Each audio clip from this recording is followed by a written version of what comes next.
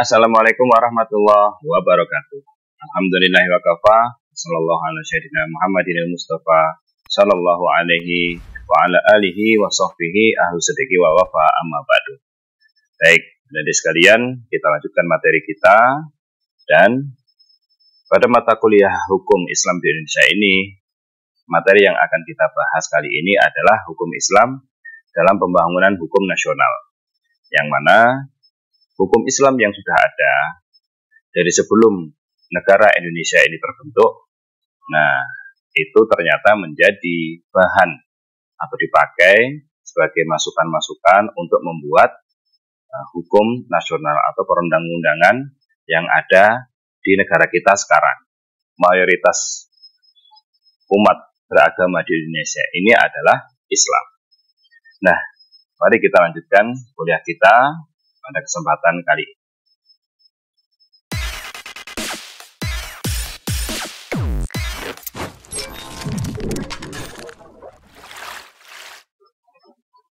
Nah, kita akan membahas dulu atau kita akan mengetahui dulu tentang apa itu hukum Islam dan hukum nasional.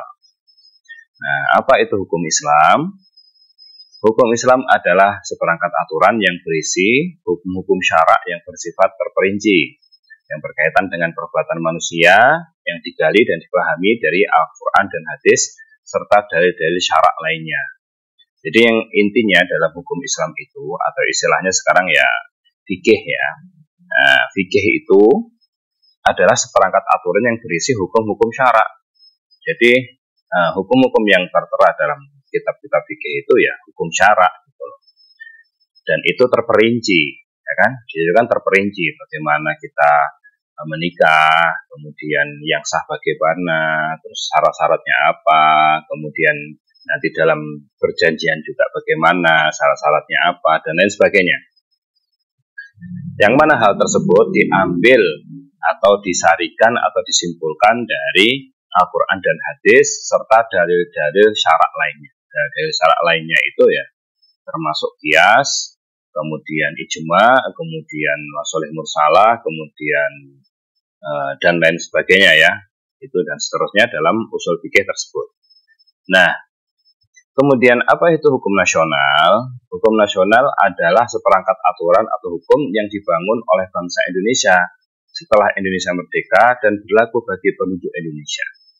Jadi kalau hukum Islam itu cakupannya seluruh dunia, ya, pokoknya kamu ngaku Muslim ya masuk Islam ya berlaku hukum Islam itu, sedangkan hukum nasional itu yang dibangun oleh bangsa Indonesia. Jadi yang membuat itu bangsa Indonesia sendiri, kita sendiri. Nah, kapan dibangunnya? Setelah merdeka. Terus ini berlaku bagi siapa? Bagi seluruh rakyat Indonesia saja. Nah, yang lain ya nggak berlaku gitu ya. Nah, kemudian ada 3 sistem hukum nasional Indonesia yang digunakan di antara masyarakat. Jadi, di dalam masyarakat, sistem masyarakat kita itu, hukum yang dipakai, yang berlaku, yang kita kerjakan sehari-hari ini, itu adalah hukum barat, hukum adat, dan hukum agama. Nah, cuma kan di sini nggak dibedakan mana yang hukum adat, mana yang hukum agama, mana yang negara, gitu. Kalau hukum adat itu seperti apa? Seperti misalkan buwuh ya, buwuh atau becek. Itu kan istilahnya kalau dalam Islam tidak ada. Itu kan ada sedekah Pak, ya kan tidak terpaksa. Kalau buwuh itu kan terpaksa. Nah, kita ngasih uang sama orang yang punya hajatan, ya niatnya membantu lah intinya gitu, saling tolong menolong. Nah, itu contohnya. Nah, kemudian kalau hukum barat ya ada beberapa sistem hukum di Indonesia ini yang dipakai di undang-undangnya. Karena apa? Ya kita mengadopsi hukum Belanda tersebut. Nah, kalau hukum agama ya banyak ya, kita tentang perkawinan itu ada hukum agama, kemudian wakaf itu juga ada hukum agama, dalam hukum agama gitu ya. Pembangunan hukum nasional akan berlaku bagi semua warga negara tanpa memandang agama yang dipeluknya. Maka harus dilakukan dengan hati-hati. Jadi ketika menetapkan hukum nasional yang akan diberlakukan bagi seluruh rakyat Indonesia, itu harus hati-hati karena ya nggak semua orang Islam, nggak semua orang Kristen, atau nggak semua juga beragama gitu. Di masyarakat kita ini kan banyak yang ngaku KTP-nya Islam, tapi ternyata nggak sholat, ternyata tidak menjalankan syariat Islam, atau istilahnya ngakunya Kristen misalkan gitu ya, tapi ya nggak pernah ke gereja, dia hanya ngaku saja. Karena di antara agama yang dipeluk oleh warga Indonesia ada agama yang tidak dapat dipisahkan dari hukum, yaitu Islam. Jadi agama yang mengatur hukum keseharian ya secara terperinci itu Islam. Kalau transaksi harus begini, kalau menikah harus begini, kemudian kalau ibadah harus begini, kalau menjalankan sistem peradilan harus begini. Nah, itu hanya ada di Islam, gitu ya. Nah, kemudian legislasi hukum Islam dalam sistem hukum nasional. Nah, sekarang kita akan bahas legislasinya. Legislasi itu istilahnya perundang-undangan. Jadi hukum Islam diundang-undangkan dalam hukum nasional. Nah, untuk mewujudkan strategi proses legislasi hukum nasional yang berhubungan dengan hukum Islam, maka dibutuhkan aktualisasi atau pengembangan hukum Islam itu sendiri agar tetap penting menjadi bagian dari proses pembangunan hukum nasional. Nah, jadi kalau mau hukum Islam ini tetap dipakai, tetap menjadi acuan, menjadi rujukan gitu ya. Jadi dipakainya bukan ayatnya apa gitu, enggak, atau hadisnya apa, atau istilahnya ulama Islamnya siapa yang ditulis di hukum undang-undang itu, tapi ruh atau jiwanya sekiranya tidak menyalahi rambu-rambu atau batasan-batasan yang dibuat oleh para ulama Islam sendiri.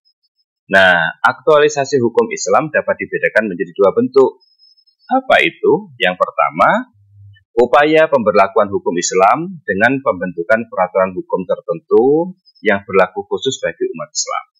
Nah, seperti ya wakaf tadi, perkawinan, pengadilan agama ya, yang mengaturnya, kemudian warisan, kemudian sekarang ada perbankan dan lain sebagainya ya. Itu berlaku khusus bagi umat Islam. Itu ya. Yang kedua, upaya menjadikan hukum Islam sebagai sumber hukum bagi penyusunan hukum nasional. Jadi ini bersifat umum, nggak hanya berlaku bagi umat Islam saja, bagi seluruh bangsa Indonesia. Misalkan seperti ya taat kepada pemimpin negara, kita juga tunduk kepada pemimpin negara, gitu ya.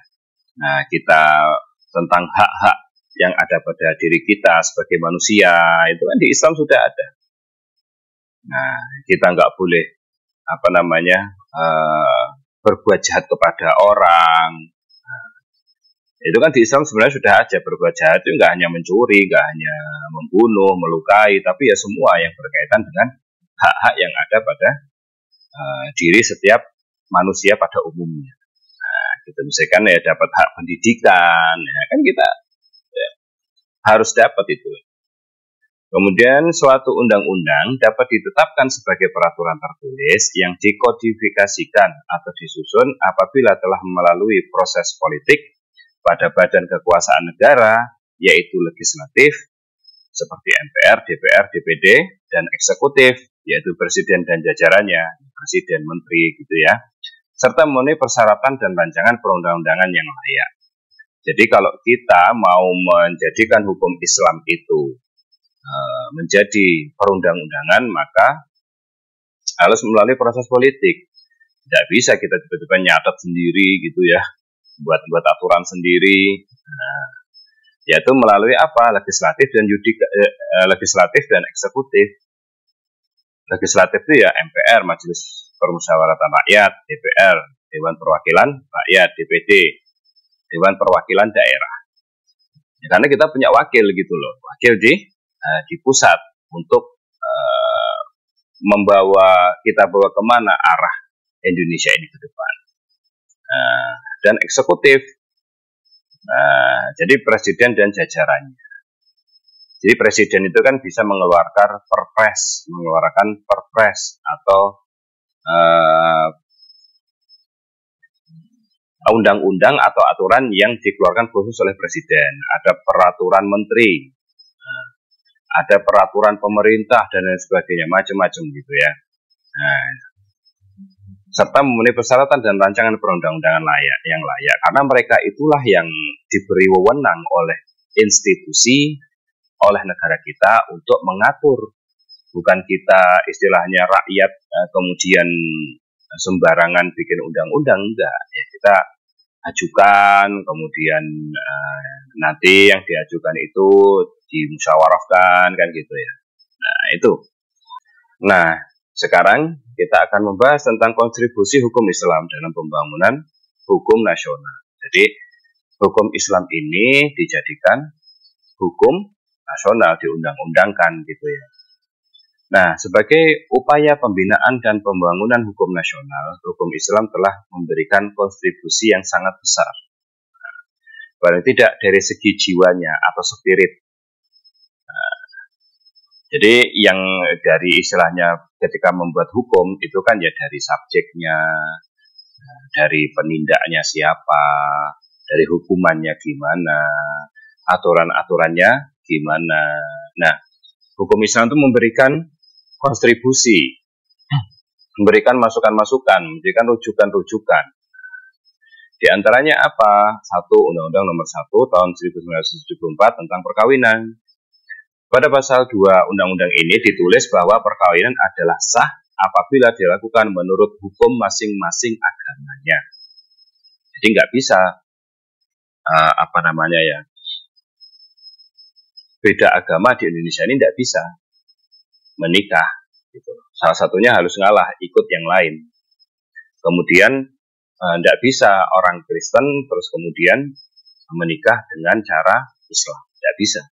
Nah, sementara dalam pasal 63 mengatakan bahwa yang dimaksud dengan pengadilan dalam undang-undang ini adalah pengadilan agama bagi mereka yang beragama Islam. Ini khusus untuk agama Islam saja.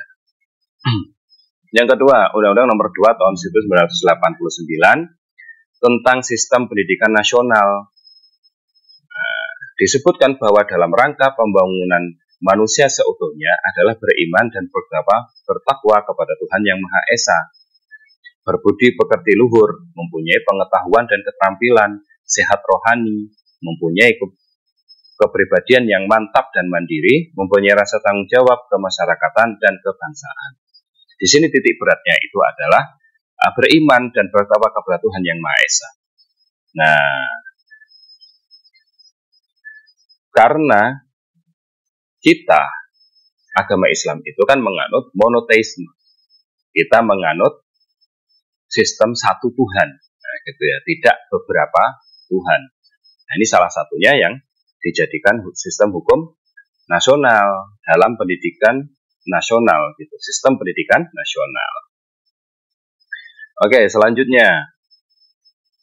Yang ketiga, Undang-Undang Nomor 7 Tahun 1989 tentang peradilan agama. Undang-undang ini membuktikan bahwa peradilan agama sudah sepantasnya hadir, tumbuh, serta dikembangkan di Indonesia. Hal ini membuktikan adanya kontribusi umat Islam sebagai umat yang mayoritas. Seandainya umat Islam itu tidak mayoritas, maka nggak ada pengadilan agama. Kita nggak bisa menjalankan hukum-hukum agama ini. Kayak tadi perkawinan beda agama juga tidak apa-apa. Kemudian nanti belum masalah makanan ya, mana yang halal, mana yang haram, gitu kan. Sedangkan kita kan wajib menjalankan itu. Kalau nggak diundang-undangkan gimana? Tentang perjudian, gitu. Apakah perjudian itu di agama-agama lain juga dibolehkan? Ya juga nggak tahu saya. Misalkan di Kristen, ya, di Buddha. Nah, kalau di Islam jelas tidak boleh judi, kemudian pelacuran, gitu ya. Kemudian apalagi sesuatu yang intinya itu merugikan masyarakat luas. Tindakan-tindakan asusila misalkan. Nah, itu yang istilahnya bisa menghandle itu ya kita harus bikin pengadilan sendiri umat Islam karena mayoritas kita kan. Nah, makanya pengadilan agama itu penting. Penentuan anak, ini anaknya siapa? Ini statusnya laki-laki atau perempuan? Anaknya siapa? Nah, warisannya gimana? Nah, gitu ya. Yang keempat, kompilasi hukum Islam KHI meski tidak terbentuk UU, melainkan instruksi Presiden nomor 1 tahun 1991. Kompilasi ini sangat membantu para hakim dalam memutuskan perkara terutama di peradilan agama. Nah, KHI yang mengatur tentang warisan wakaf gitu ya, tentang nafkah. Apakah di Kristen itu ada nafkah? Apakah di Buddha juga ada sistem nafkah? Apakah di Hindu juga ada sistem nafkah? Saya kurang tahu, tapi istilahnya di Islam yang ada sistem nafkah. Siapa yang harus menafkahi, siapa yang harus didahulukan, nafkahnya berapa, kalau mampu gimana, kalau kurang mampu gimana. Nah, itu ada. Apa saja yang harus dinafkahkan. Nah, gitu ya. Ini yang dalam kompilasi hukum Islam dipakai, diatur gitu loh. Nah, terus bagaimana cara perceraiannya? Nomor 5, PP Peraturan Pemerintah nomor 28 tahun 78 tentang perwakafan tanah milik. Di samping Undang-Undang nomor 5 tahun 1960 sebagai pengaturan pokok masalah pertahanan di Indonesia. Nah, ini ada masalah perwakafan ya, tanah milik. Nah, perwakafan itu gimana? Nanti ini milik siapa? Yang mengelola siapa? Hasil dari pengelolaannya itu buat apa? Nah, itu diatur. Kalau bukan pemerintah itu siapa gitu yang bisa berwenang gitu untuk menindak, kemudian memberikan legalitas. Nah, gitu ya. Penetapan ini siapa kalau bukan pemerintahnya. Nah, di era reformasi akhir, nah ini kan di sebelum reformasi ya. Sekarang di era reformasi akhir beberapa perundang-undangan yang dapat memperkokoh hukum Islam diantaranya apa? 1. Undang-Undang Penyelenggaraan Ibadah Haji nomor 17 tahun 1999 disahkan dan diundangkan pada 13 Mei 1999. Karena dalam penyelenggaraan haji ini kan nggak main-main gitu loh. Karena ya lintas negara. Kita di negara orang gitu loh. Butuh izin tinggal, kemudian butuh penginapan, transportasi, makan, belum nanti kalau kita meninggal di sana gimana, kemudian kalau sakit gimana, terus nanti belum yang melakukan kejahatan dan lain sebagainya gitu. Maka diaturlah Undang-Undang Penyelenggaraan Ibadah Haji. Yang kedua, Undang-Undang Pengelolaan Zakat. Nah, Undang-Undang nomor 36 tahun 1999 disahkan dan diundangkan pada 23 September 1999. Jadi, karena mayoritas umat Islam di Indonesia, rakyat di Indonesia ini umat Islam, maka dan kewajiban sebagai umat beragama Islam itu salah satunya adalah zakat, yang mana zakat ini adalah legal, gitu ya, boleh diambil paksa. Nah, gitu. Kalau dalam agama gitu, kalau dalam hukum Islam, zakat ini boleh diambil paksa. Pemimpin, misalkan pemimpin daerah ya boleh ngambil paksa datang ke orang kaya, nah, terus dia mana zakatnya? Kamu harus bayar zakat, diambil paksa, boleh. Nah, maka zakat ini kan akhirnya besar gitu loh, nominalnya itu banyak sekali. Nah, maka pemerintah itu boleh mengelola zakat. Dari siapa yang ngambil, kemudian zakatnya berupa apa saja, kemudian distribusinya kemana saja, nah, gitu ya. Undang-Undang Wakaf, nah, Undang-Undang nomor 41 tahun 2004 yang disahkan pada 27 Oktober 2004. Sama Undang-Undang yang keempat, Undang-Undang Otonomi Khusus di Aceh. Nah, Undang-Undang nomor 18 tahun 2001 disahkan dan diundangkan pada 9 Agustus 2001 tentang otonomi khusus. Di Aceh itu kan, kalau kalian berdua-duaan itu kan nanti dicambuk itu. Perbuatan asusila itu dihukum. Kalau di Jawa ya tidak ada. Nah, gitu ya. Yang kelima, perbankan syariah, yaitu tentang sistem syariah ya. draft rancangan Undang-Undang Perbankan Syariah, tetapi dalam Undang-Undang Nomor 10 Tahun 98 tentang perbankan menguatkan kedudukan hukum Islam seperti pasal 1, 6, 7, 8, 11, dan 13. Pasal-pasal tersebut menjelaskan tentang dual sistem perbankan, konvensional dan syariah.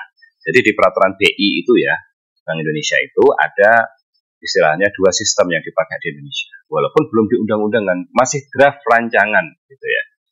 Tapi sudah diterapkan gitu. Yaitu secara konvensional yang berbasis bunga, nah dan secara syariah yang berbasis bagi hasil gitu. Jadi kan yang satu itu berbasis bunga, yang konven, yang kedua syariah, nah, yang berbasis bagi hasil. Nah, jadi ini bisa diterapkan, makanya kenapa ada Bank Syariah Indonesia. Nah, gitu ya. Nah, oke adik sekalian, ini yang dapat saya sampaikan pada kesempatan kali ini, semoga bermanfaat. Apabila ada yang kurang, gitu ya, dari penjelasan saya, ya atau kurang tepat, tidak pas, silakan tulis di kolom komentar. Terima kasih atas perhatiannya. Assalamualaikum warahmatullahi wabarakatuh.